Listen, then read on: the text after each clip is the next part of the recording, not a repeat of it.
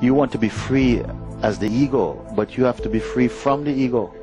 I want to be free from the ego. Yeah, yeah, well, to be free from it is to understand its unreality.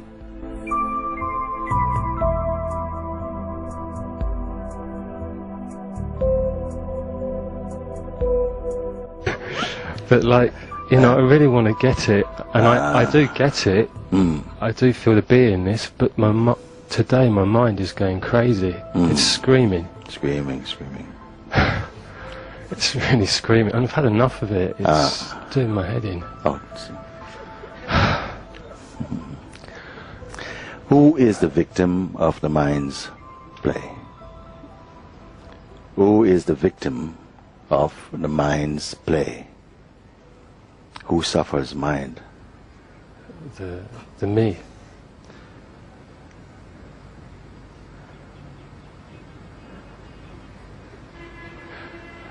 Consciousness as well suffers because it's mixed with the me. You've understood this? Yeah. I've been trying to get this across for some time. Yeah, absolutely. Completely. The consciousness itself is also suffering through its association with the mind, because when you say me, me is a blend somehow of that consciousness, because they cannot even be ego by itself without the support of consciousness. Ego is aspect of consciousness also. What we call ego, which is usually a mix of our conditioning, belief, identification, the belief I am the body. All of that seems to have joined itself onto the consciousness, and the consciousness has accepted this modification and is functioning like this. So the aspect of itself, which is the identity with the body-mind, is feeling the pressure of being in that state, especially now that you have tasted freedom. You have a sense of the immensity of being. The peace which is not dependent on anything else. The joy which has no story, just the joy of being. You're self-tasting. And arising out of that now is an intolerance for suffering. I don't have to suffer. I really don't want to suffer. I don't want to suffer now. I don't know what to do.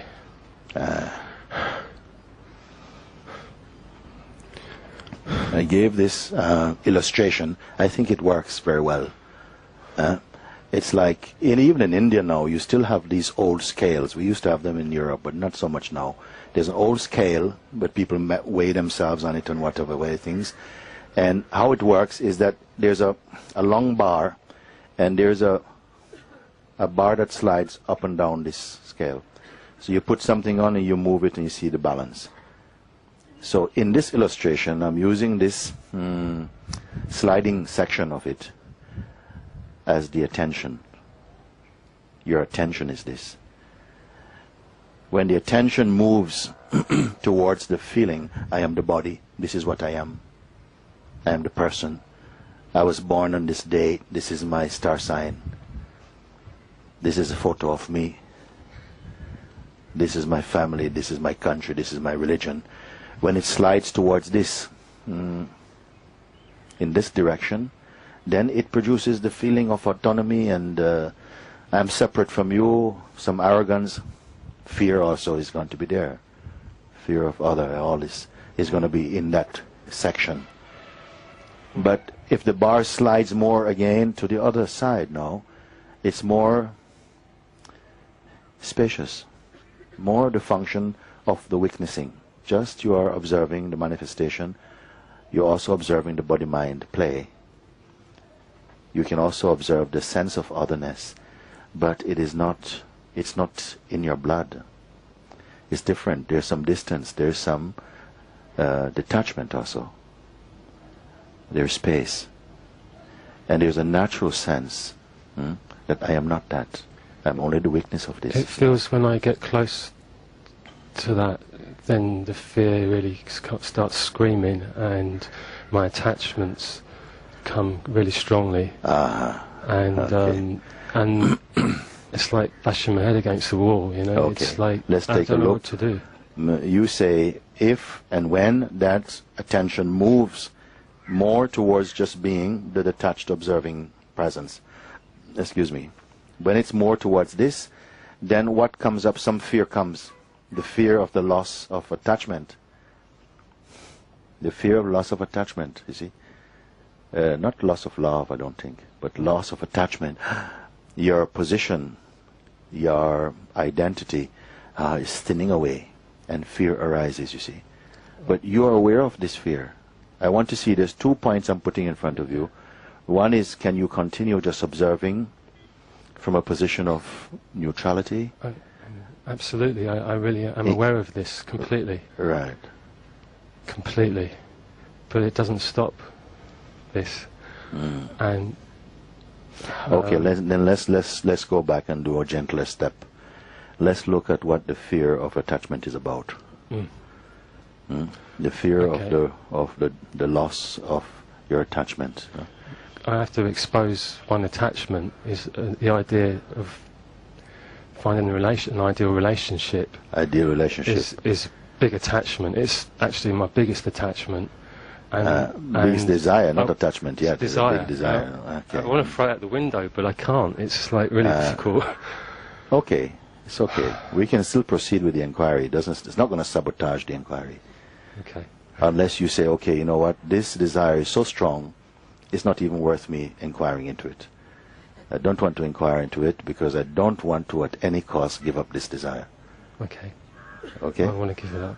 You don't want to give it up. I do want to give it up. Okay. Let me explain something. It doesn't need to be as painful as it's appearing in the mind. But okay? there's a little kind of a little I don't know the right word, but like okay, give it up, but maybe you'll find one later. You know, like this kind of thing going on in me. Yes, and I'm so aware of it. Yeah. I'm so aware of that, and I've but, been. let me explain something. You don't need to be stuck with this, because that's not really what you are. No. You don't need to be stuck with it. I'm not asking. I'm not trying to pull something out of your hand that you're trying to keep hidden. I'm not trying to pull it. We're only looking. That's all. Okay. You see? And the fear is sometimes, oh, if you come towards freedom, you have to give up all these things. You see? But what I want to show you and help you to experience, actually, is that one that you identified with so much, which is suffering from its own projections, actually. You can't get out of them. I want you to experience the reality of this. Okay. Not, oh, give me your sweeties and I'll give you freedom. Yeah. You see, it's not this. And this is what has been an area for avoidance so far. So say again? An area for avoiding. Because you feel it's too big an exchange, it's too high a price to pay.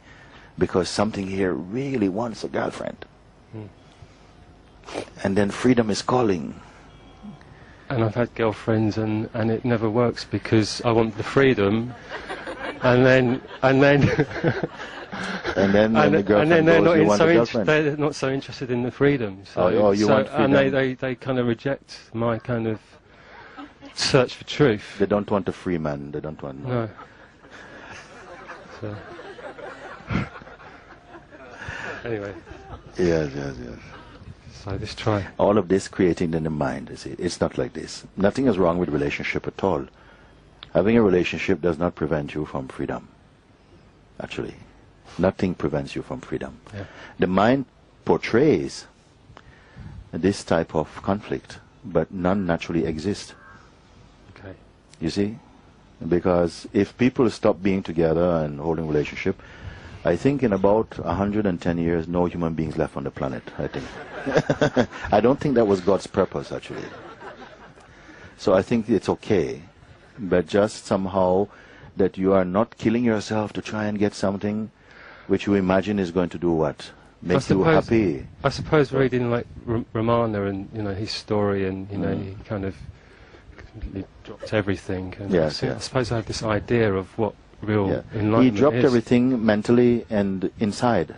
He became detached.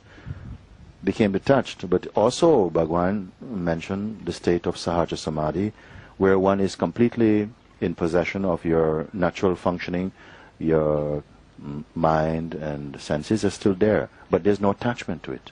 There's no identification. It's not needed. It's not necessary. In fact, it's cumbersome and it creates a lot of trouble. when you identify as this private me that has private projections, private desires, and this me is causing all the trouble. Yeah. Not the girlfriends are causing trouble. The me is causing the trouble. Yeah. Isn't it? Yeah. We had one thing where we say, one man went to the doctor. I think I told you before. Went to the doctor, and he was in a lot of pain. And the doctor's looking at him, and I'm sitting there shivering. He said, "What is the problem with you?" He says, "I'm completely covered in pain. Everywhere I touch my it's so painful.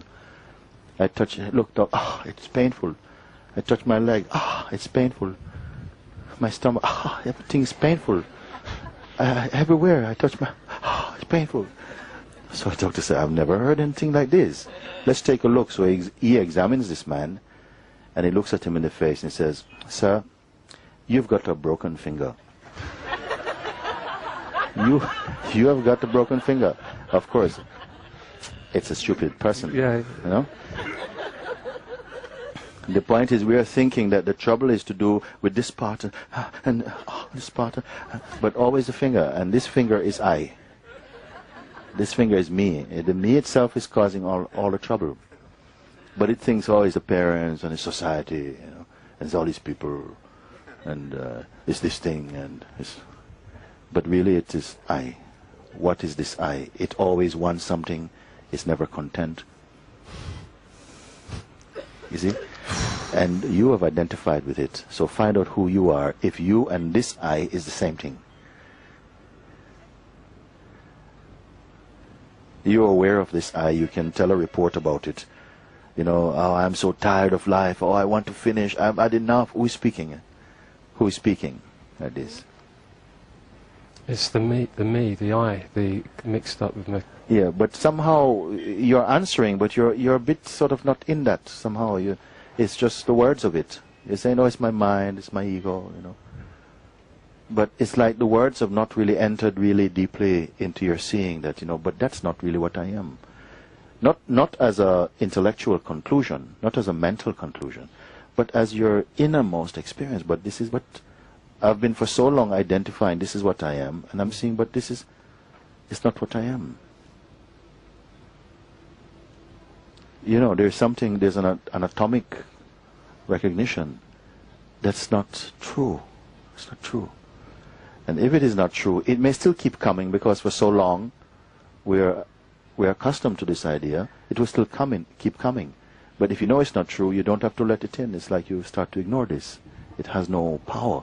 It only had power when you were unsure about who you are. Okay. Are you that which you are describing, or earlier than this, that is observing this play, observing this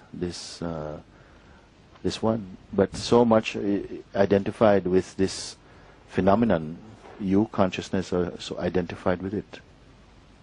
What to do, I don't know.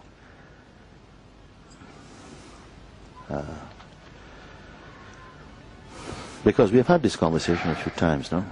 Yeah. Have you moved on a little bit or not? Well, when I first met you a couple of years ago, I felt I was in. I felt an energetic space. Because if you say, I have strong desire for a partner, I have strong desire for maybe other things, I don't know.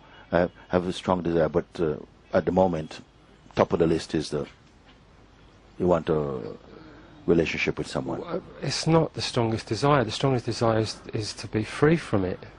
That's my strongest desire. No. The strongest desire is to be free from that, or the strongest desire is to be free? To be free. But you are free?